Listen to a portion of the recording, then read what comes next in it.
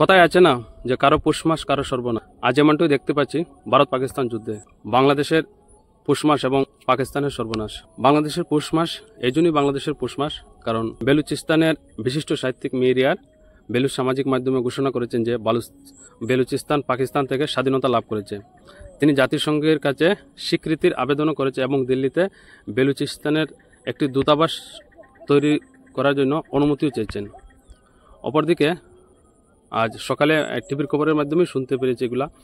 এই অপরদিকে Baloch liberation army BLA সেটা কোয়েটা শহর নিয়ন্ত্রণ প্রতিষ্ঠা করেছে। এই শহরটা আগে পাকিস্তানিদের ছিল, আর আজ সেটা বিএলএ মানে বেলুচিস্তান লিবারেল আর্মি দখল করে নিয়েছে। এখন সেটা বেলুদের হয়ে গেল এবং তারা এই শহরে নিজেদের মধ্যে স্বাধীনতা ঘোষণা করে দিয়েছে। তো নিশ্চয়ই বলতে পারেন যে কিভাবে বাংলাদেশের পৌষ মাস। তো এই জন্যই বাংলাদেশের জন্য আজ পৌষ মাস, কারণ বাংলাদেশ তাদের একজন ভাই পেয়ে গেল। কারণ বাংলাদেশও ছিল একসময় পাকিস্তানের অংশ, সেখান থেকে আমরাই টুকরা করে তৈরি করেছিলাম বাংলাদেশকে। পাকিস্তান থেকে আমরা তৈরি করেছিলাম বাংলাদেশকে, আর এবারও আমরা এই পাকিস্তান থেকে বালুচিস্তান তৈরি করছি। তো এই সম্পর্কে যদি দেখি যে বেলুচিস্তানও পাকিস্তান থেকে তৈরি হয়েছে এবং বাংলাদেশও পাকিস্তান থেকে তৈরি হয়েছে, তাহলে এই সম্পর্কে তারা বাই হয়।